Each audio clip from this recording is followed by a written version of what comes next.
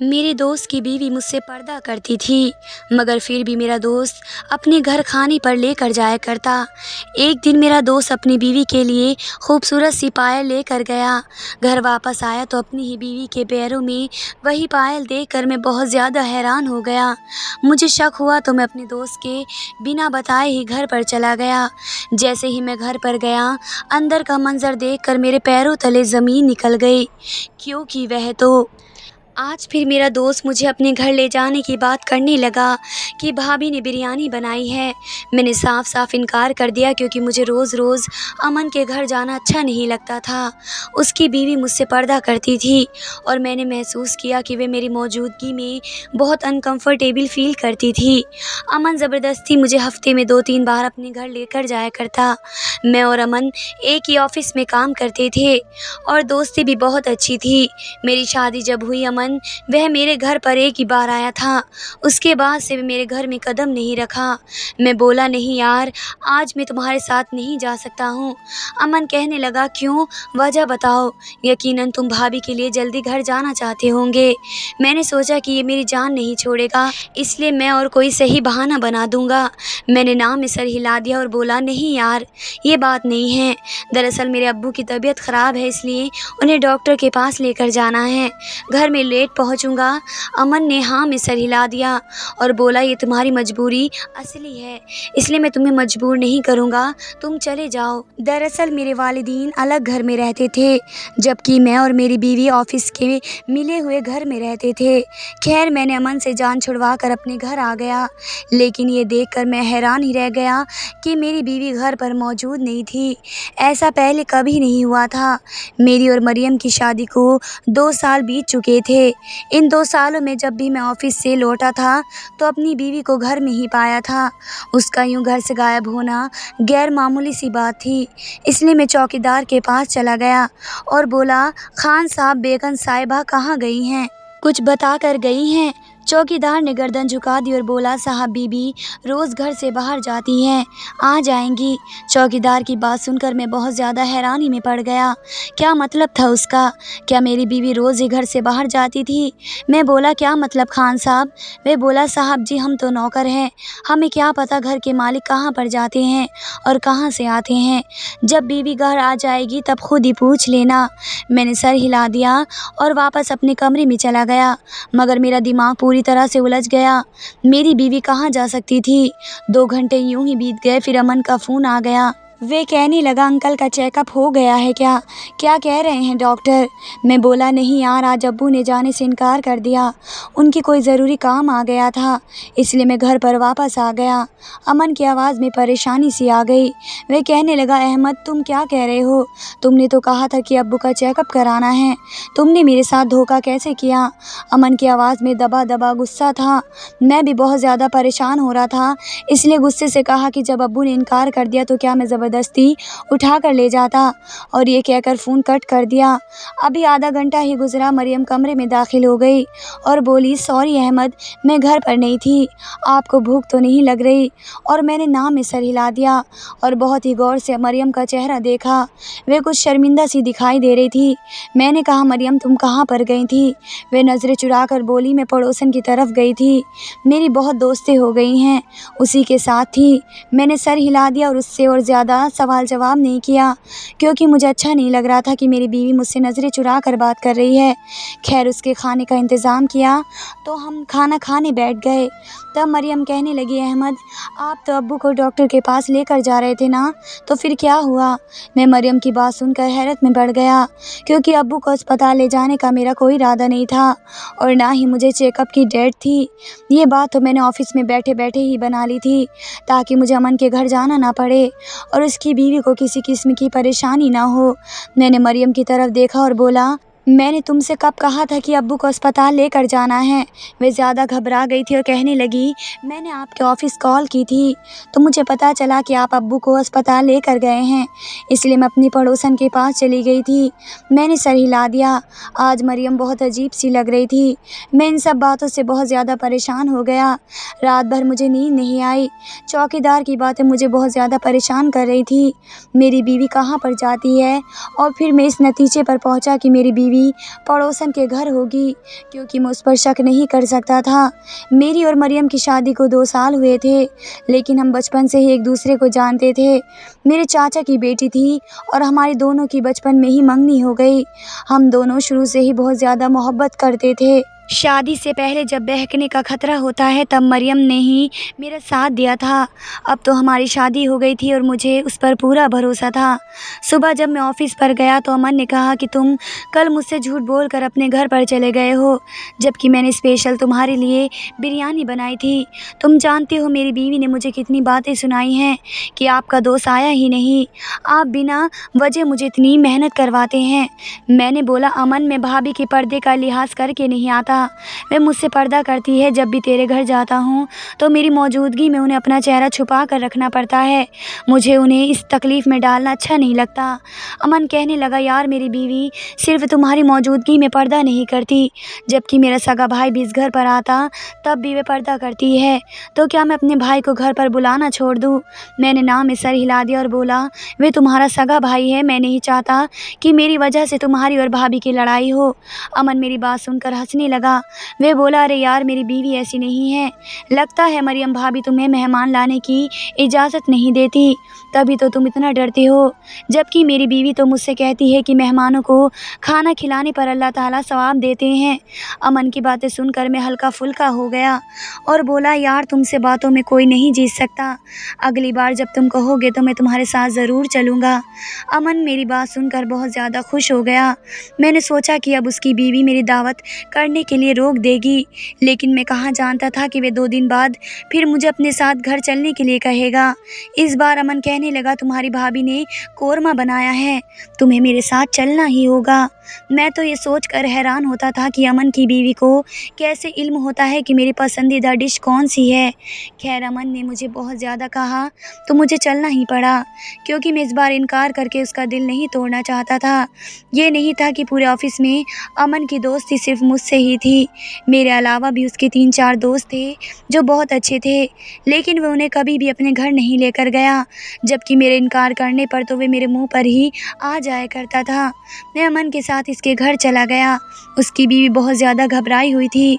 उसने काले रंग के कपड़े पहने हुए थे और चेहरा भी पूरा ढका हुआ था।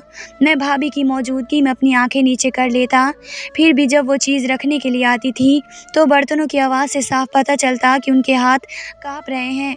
मैं और मेरे दोस्त खाने के लिए बैठ गए, तभी मुझे मरियम का ख्याल आया, यार तुम्हारी भाभी परेशान हो रही होंगी, उन्हें कॉल करके आगाह कर देता हूँ कि मुझे देर हो जाएगी। मेरी बात सुनकर अमन के मुंह से खाना फंस गया। मैंने जल्दी से पानी का गिलास पेश किया, मगर फिर भी उसकी खांसी नहीं रुक रही थी।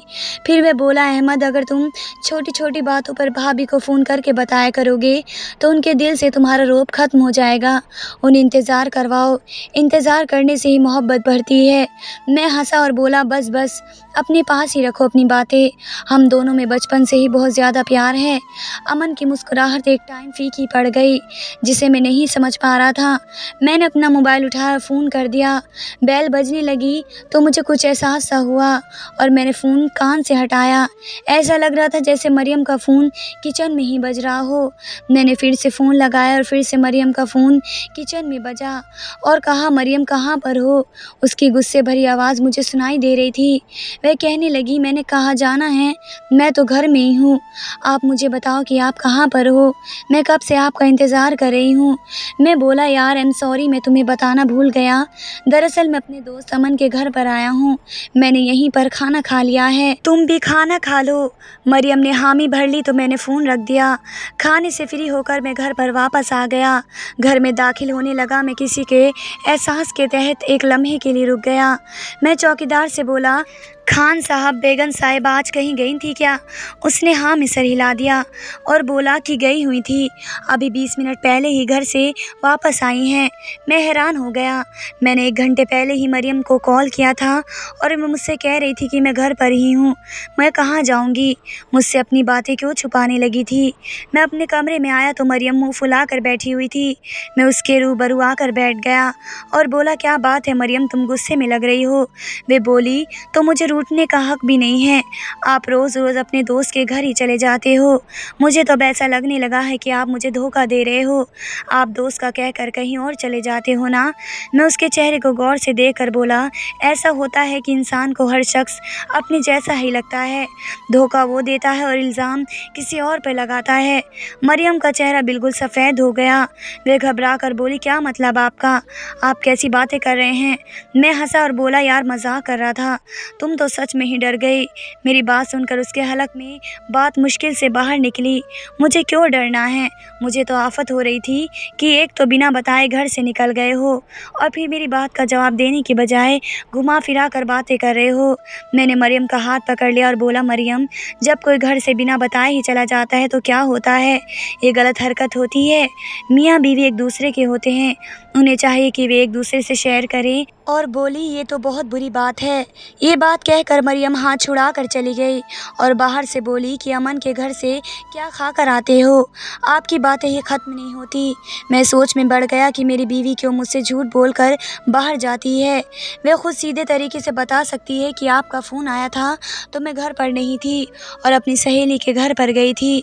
जाने से पहले मैसेज भी कर सकती थी और वह मेरे सामने इतने गुस्से में क्यों रहती है?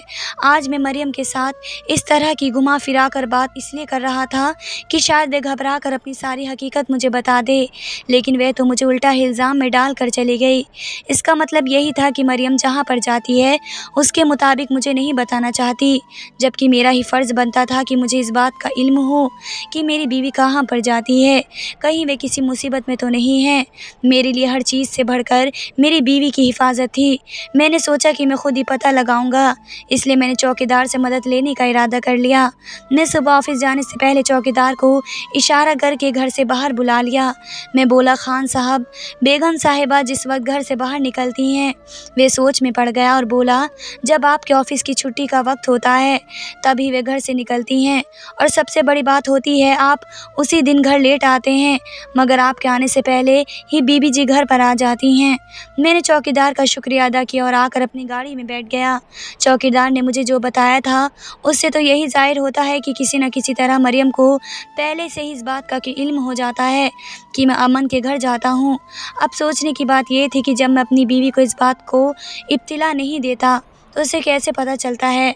मुझे मरियम पर अंधा विश्वास था, इसलिए मैं इस बात पर विश्वास नहीं कर सकता था कि वो मुझे किसी किस्म का धोखा दे रही है, मगर फिर भी ये सब कुछ बातें मुझे परेशान कर रही थी और मुझे किसी न किसी नतीजे पर पहुंचना ही था। मैं उन दिनों बहुत ज़्यादा परेशान रहने लगा। अमन ने भी मेरी परेशानी भांप ली। वे बोला, क्या बात है भाई, आजकल तुम कुछ ज़्यादा ही खामोश रहते हो। अब भला मैं उसे क्या बताता कि मेरी बीवी मुझे बिना बताए ही घर से निकल जाती है और मैं उसकी फ़िक्र में घूमता रहता हूँ। मैंने बात बना दी और कहा कि बस अब्बू की वजह से उदास हूँ, उनका ब्लड प्रेशर नॉर्मल नहीं होता है, और ये बात हकीकत ही थी। अमन कहने लगा कि अंकल परहेज़ तो करते हैं ना। मैं बोला कि मैंने अपने छोटे भाई को फ़ोन करके पूछा था तो उसने बताया कि वह हर वक्त साई की तरह अब्बू के साथ रहता है, उन्हें गलत गलत चीज़ें खाने से रोकता है, बहुत सारी दवाइयाँ चल रही हैं। अमन मेरी बात सुनकर बोला, अहमद, अल्लाह से दुआ करूँगा कि तुम्हारे अब्बू भी जल्दी से ठीक हो जाएं। उसके बाद अमन बोला, चलो तुम मेरे साथ चलो, आज मेरी बीवी की सालगिरह है, तुम्हारा भी दिल बहल जाएगा। मैंने नाम में सर हिला दिया और बोला, नहीं यार, मैं नहीं जा सकता।